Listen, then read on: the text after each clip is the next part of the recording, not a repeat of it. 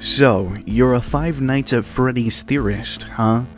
Or at the very least, you've watched some videos by MatPat and a few other creators in the space, but you're having a bit of an issue breaking through the space to discuss with other theorists because of one question.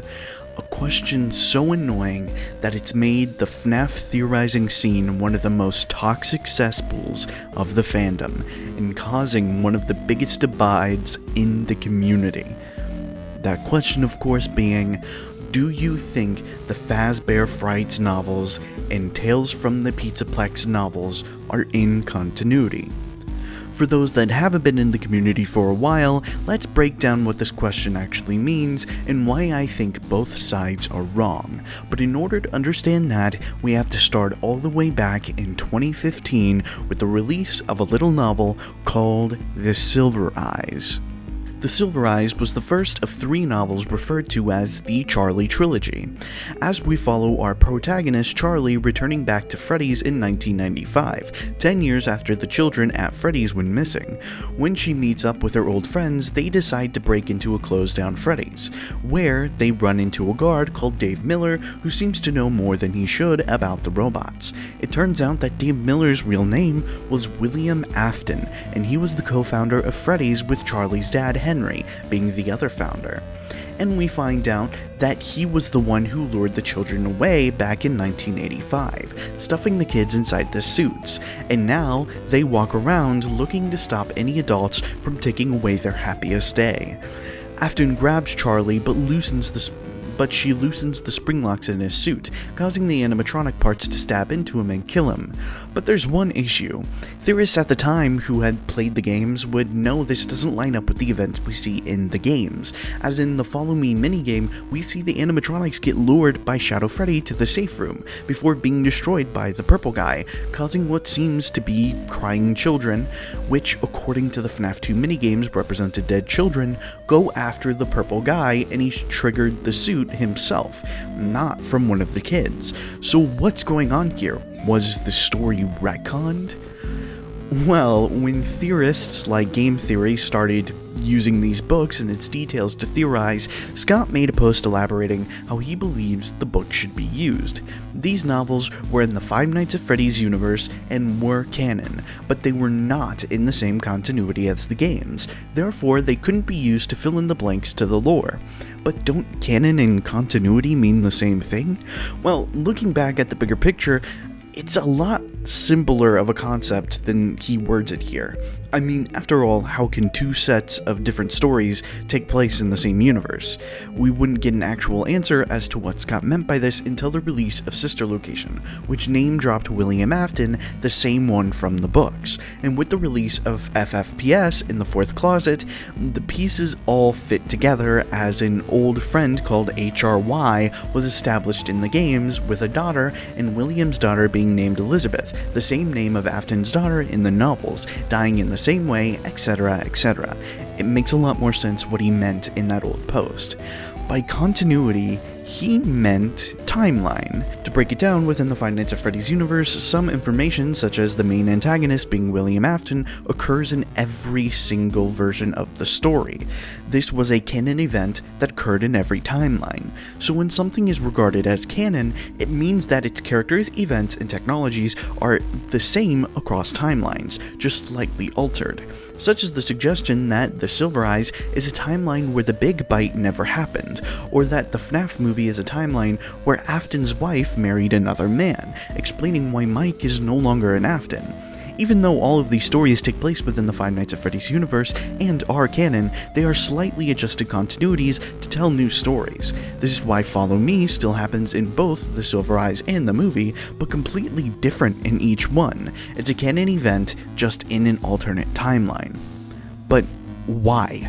Why did Scott choose to make these 2 stories separate continuities? Well, because what makes for a good game doesn't make for a good book. He wanted to start from the ground up with the same important characters and events, but in a way that would make a narratively satisfying story, versus a book about someone sitting in an office for 5 nights doing nothing. And that starting from the ground up is important, because it shows that Scott wanted anyone blind to Five Nights at Freddy's to be able to pick up the trilogy and understand the story without having to play through the games, and he kept that approach with the movie as well, and everything was peaceful and we lived in a happy community where the biggest thing we bickered about was if Michael was Springtrap or if the games were all just a dream.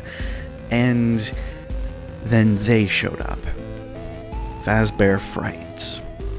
Now, I'm still several stories behind knowing everything about this series, so bear with me, but the story behind this series of this books was much different. From the beginning, we had a story called Into the Pit, which was about a kid named Oswald stumbling across the ball pit at Freddy's and getting stuck in a dream in 1985, where he watches the yellow rabbit kill 6 kids and later try to grab his father, but Oswald fights back and the yellow rabbit sort of catches itself in the netting, but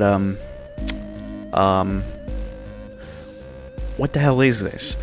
If someone who'd never played Five Nights at Freddy's games picked up these stories, this would be a weird story to read, right? Who's the yellow rabbit? Why'd he kill 6 kids? It just feels like it's building off of something and not building up like the novels did. Which makes sense. After all, Scott already wrote novels covering the older games, giving us insight to them. So then, what actually were these stories? On the back of the books, we could find a description stating that these novels come from obscure corners of the Five Nights at Freddy's canon, which means that this is a FNAF official timeline, and characters and events should be similar, if not exact, but these stories never recovered actual established ground, excluding stories like What We Found, which goes against Five Nights at Freddy's 3, right? But does it really? See, at the time these stories were coming out, we got Five Nights at Freddy's Help Wanted, and with it came the narrative of an indie game developer who was hired by Fazbear Entertainment to make indie games, and wouldn't you know it, but the game has a section labeled Five Nights at Freddy's 1, 2, and you guessed it, 3. And while some people went off the deep end assuming this meant that nothing in the older games was real, I don't think that's the case. Rather, it likely means the events in the gameplay sections, like a few rooms missing or a prop being slightly off, were covered up by the indie dev explanation, allowing Scott and the others to recover ground from those older games without adjusting the timeline too much. And with both these narratives being released extremely close to each other, it seemed like Scott was trying to make these books in continuity. Despite this, theorists were hesitant to use these books and use them as narrative parallels instead, but it did leave a bad taste in some fans' mouths when they were being told some pretty important pieces of information, like there being 6 kids inside of the MCI, or who the vengeful spirit was, and the biggest of all, Afton's death, preventing him from coming back. But after what happened with the Silver Eyes, theorists still found it to be too risky to actually touch. And then the second wave came. Tales from the Pizzaplex. So you know how people thought that Afton might be back and how MatPat made a silly video about how a malicious code was replicating what Afton was and everyone ignored it? Back in the 70s, a little inventor known as Edwin Murray would build a robot who would be the main focus of the novel's epilogues, known as the Mimic. He built it to be the perfect friend for his younger son David. That is, until while playing with a ball, David ran into the street and was hit by a car. Despite this, the Mimic continued to mimic David, which caused Edwin to beat the robot, which, given how that went for Henry and the Silver Eyes, you can imagine the agony he smashed into it caused it to change. It was capable of thinking. It was sentient. Despite this, Fazbear gets their hands on it, and along with a number of other things, used it to scan old circuit boards, which a character known for mimicking things gets his hand on the memories of Fazbears. It's not surprising the memory of Afton would be of interest. Of course, I have my own thoughts on how this whole system works, but this is a continuity video, not a mimic video.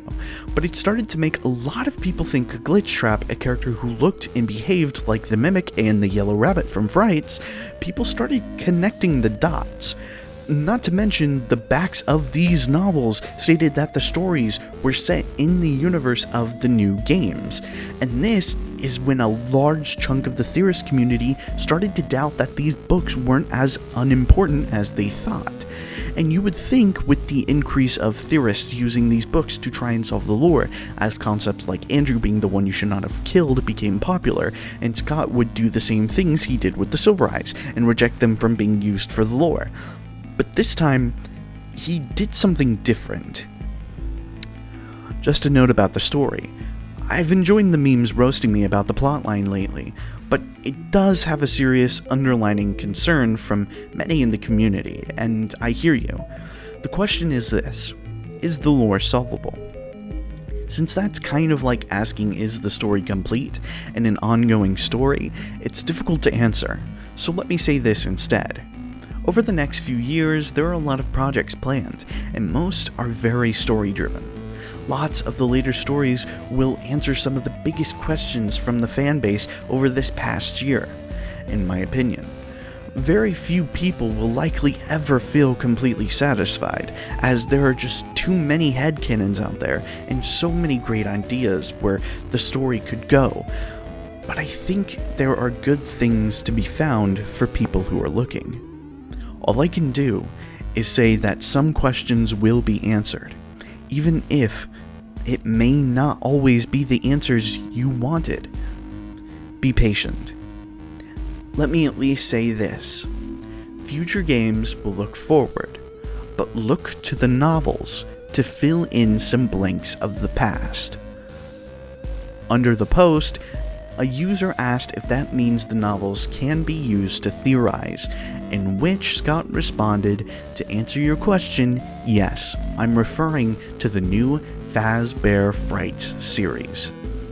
Despite these comments directly contradicting his statement from the trilogy, theorists were still unconvinced, and it caused a giant divide to slowly grow bigger and bigger, especially when the Mimic from the novels made their way into the games, causing both sides to be incredibly at odds.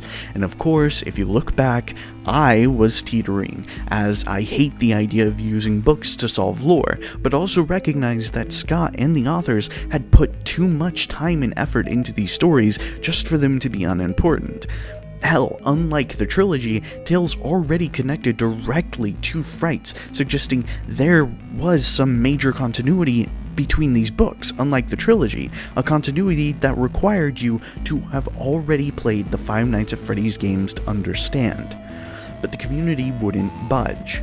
If it wasn't a game, the community wouldn't accept it as in continuity, and shortly before he had released Frights, he had been talking with a development company on the side, who would add the final nail in the coffin: the reveal of the Into the Pit game. The game, however, didn't follow one-to-one with the story told in the books, rather giving an adjusted plotline where Oswald goes into the pit to save 5 kids from the past and try and find his father. And by the same arguments made in the community about minor continuity errors being important, this felt like an important distinguishing factor to show it was an alternate continuity from the books. The game doubled down on this by making mentions of the Big Bite 2 times, having a Foxy mask, exotic butters, all connected to the games and events that never happened in the books, as well as showing having the plane from the Five Nights at Freddy's movie. So what does this all mean? Well, it's Scott once again beating the idea I mentioned earlier. The Five Nights at Freddy's movie is canon. It's an alternate timeline. Its pieces of evidence like the plane exist across timeline, or the book of the Twisted Ones being a poster in this game. I think this is Scott's way of continuity correcting the series. The novel trilogy is a real novel trilogy in the games. That's why it uses real characters and events without them being accurate, and likely the FNAF movie will be revealed to be the same, mixed with the older games existing as games in continuity as well. And it's because of something people often forget in this community. Stories change. Over time, the ideas you have for a story get bent and remelded as you come up with more ideas and concepts you want to explore. Scott never intended for the series to ever get as large as it has, and with it, he's felt the pressure to make this small story become a living, breathing world. And along the way, I think Scott has changed his stance on how to deal with the books and games, and finding a way to make them coexist, because I think Scott intended for Frights and Tales to be in continuity, but given community backlash, he changed course and created the Into the Pit and Fetch game we know is in development to try and bring the stories into the main continuity with minor changes to make them work as a game. So, are the books in canon? Yes, that's blatantly obvious. Are the books in continuity? I think that Scott wanted them to be, and tried to show the community they were, but as of now, I think they've been set aside for the new game versions of the stories, and I feel like The Secret of the Mimic will introduce Edwin and put this debate to bed, showing the books were an adaptation of the games, and the games are the main continuity, including the Into the Pit game. But Lord knows there's a lot of other opinions on this idea, so let me know how you feel about it in the comments below. If you want to see me recover this topic in the future as more evidence is released, let me know by liking the video and subscribing to stay up to date with the backlog of videos I have, like how Aunt Jane is the best character in Five Nights at Freddy's, or how the week before solves who caused the bite of 87. But until I see you again, matane!